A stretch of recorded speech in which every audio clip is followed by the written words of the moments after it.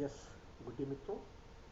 आज हम लोग इस एजुकेशनल साइकोलॉजी के डेवलपमेंट के जो प्रैक्टिस सेट को कंप्लीट कर रहे थे उसका लास्ट वीडियो है ये, जिसमें हम लोग लास्ट के 30 क्वेश्चंस के प्रैक्टिस करेंगे जो कि इम्पोर्टेंट क्वेश्चन होते हैं और वो आपके आने वाले टेट सीटेट के एग्ज़ाम में बहुत ही लाभकारी होंगे।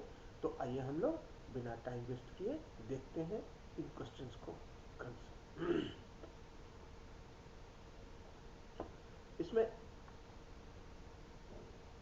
86 नंबर पे क्वेश्चन है, निरीक्षण और मापन पर विशेष बल देने वाला संप्रदाय कौन सा है?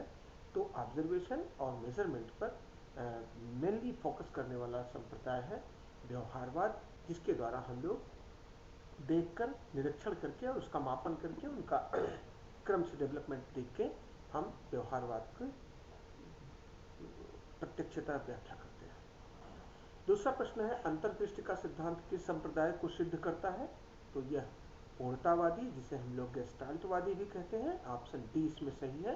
तो इसमें डी ऑप्शन पूर्णतावाद या गेस्टाल्टवाद को अंतर्दृष्टि सिद्धांत इस संप्रदाय के अंतर्गत आता है। अगला प्रश्न है, मनोविज्ञान के संरचनावाद संप्रदाय के प्रमुख प्रवर्तक कौन है? तो संरचनावाद संप्रदाय के प्रमुख प्रवर्तक विलियम वुंट महोदय हैं। अगला प्रश्न है, व्यवहारवाद के प्रमुख प्रवर्तक कौन है? तो वाटसन, इसमें ऑप्शन डी सही है। प्रकार्यवाद के प्रमुख प्रवर्तक, तो इसमें ऑप्शन सी सही है, विलियम जेम्स प्रकार्यवाद के प्रमुख समर्थक है। 91 क्वेश्चन, समग्रवाद का उदय 20वीं सदी के प्रारंभ में किस देश में हुआ था?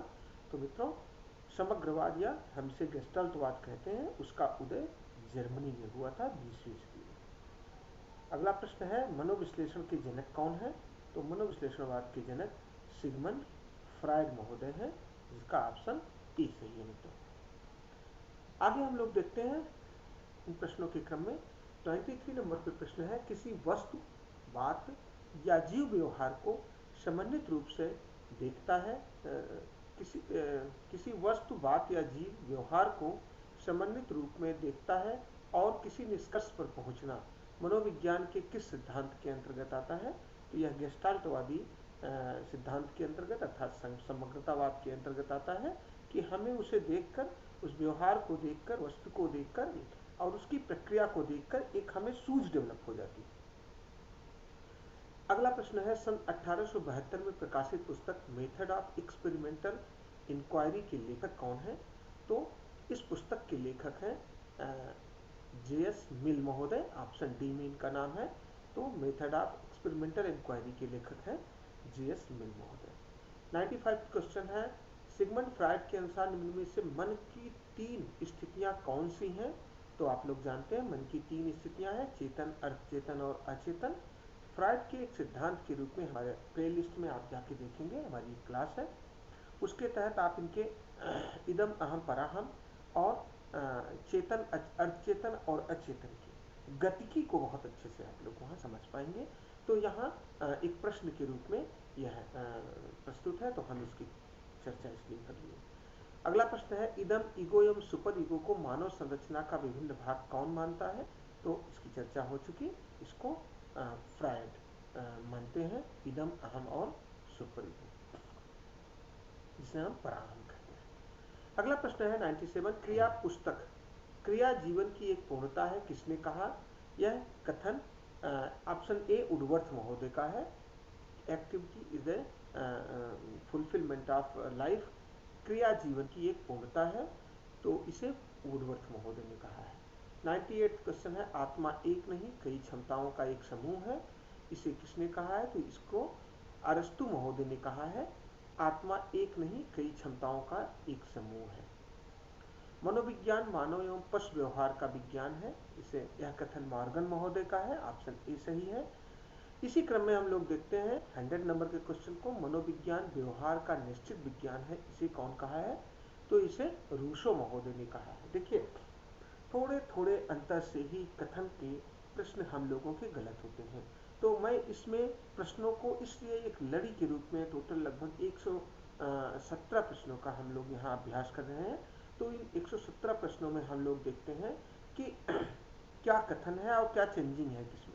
आप इसको कई बार अगर देखेंगे, एक दो बार देखेंगे तो आपके मन मस्तिष्क में बैठ जाएगा। तो मनोविज्ञान मानव एवं पशु व्यवहार का विज्ञान है, मॉर्गन ने कहा है। मनोविज्ञान व्यवहार का निश्चित विज्ञान है, यह रूसो ने कहा है। अगला है मनोविज्ञान मानव प्रकृति का अध्ययन है, यह कथन किसने कहा है, तो बोरिंग, लैंगफील्ड और वेंड, उपर्युक्त सभी। तो सभी लोगों ने इस कथन को कहा है कि मनोविज्ञान मानव प्रकृति का अध्ययन है। इसमें प्रदर्शित तीनों मनोवैज्ञानिक इस बात को बताते हैं। अगला है मनोविज्ञान शिक्षा का आधारभूत विज्ञान है, यह कथन किसने कहा है, तो जिसमें मनोविज्ञान शिक्षा का आधारभूत विज्ञान है, इसे स्किनर महोदय ने कहा है। 103वां प्रश्न है, मुझे बालक दे दीजिए, तुम उसे जैसा बनाना चाहते हो मैं उसे वैसा ही बना दूंगा। यह कथन किसका है, तो इसको वाटसन महोदय ने कहा है कि आप में बालक दे दीजिए, हम उसे वैसा ही बना देंगे जैसा आप चाहते हैं।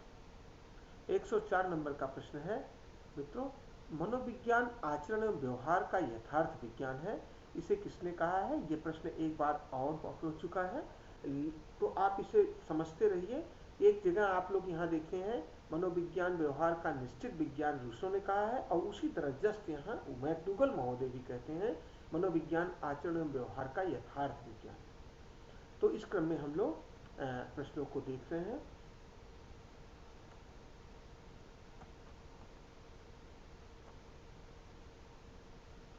आइए हम लोग आगे देखते हैं। मनोविज्ञान मानव व्यवहार और मानव संबंधों का अध्ययन है, ये किसने कहा है, तो इसे क्रो एंड क्रो महोदय ने कहा है, मनोविज्ञान मानव व्यवहार और मानव संबंधों का अध्ययन।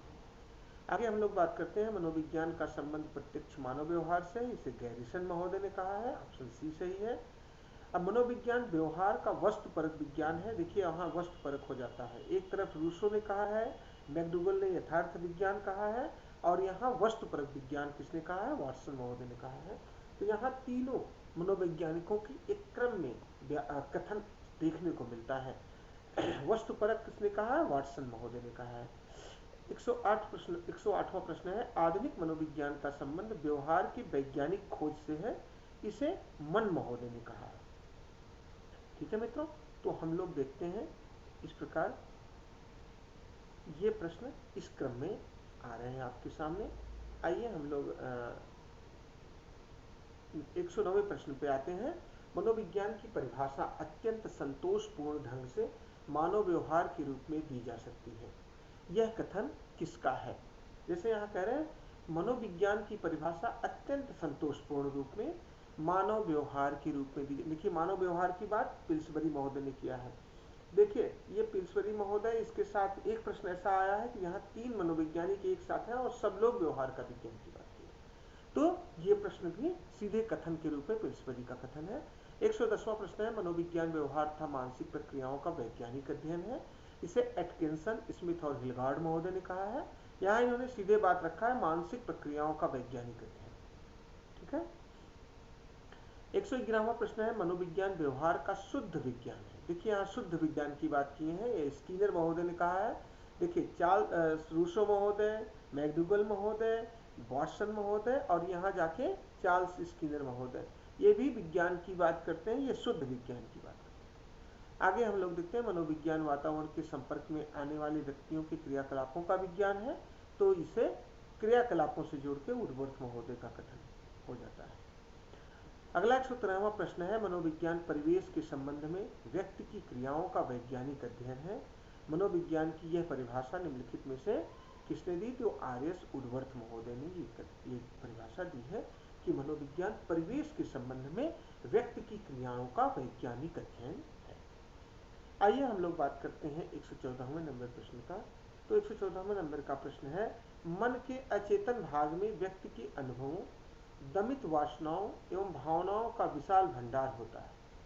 देखिए अचेतन, चेतन, अर्धचेतन और अचेतन, इसको तीन रूपों में बांटे हैं फ्रायड महोदय, और उसमें हम लोग जानते हैं कि उस लेक्चर से आप जान पाएंगे कि फ्रायड महोदय का सबसे अधिक भाग मानव मस्तिष्क के सबसे अधिक भाग को अचेतन की अवस्था का ही भाग माने हैं, और उस अचेतन की अवस्था के रूप में उसमें अनुभवों, दमित वासनाओं और भावनाओं का विशाल भंडार होता है, जो कि हम लोग प्रक्षेपण के द्वारा कहीं कभी टेस्ट करके निकाल पाते हैं।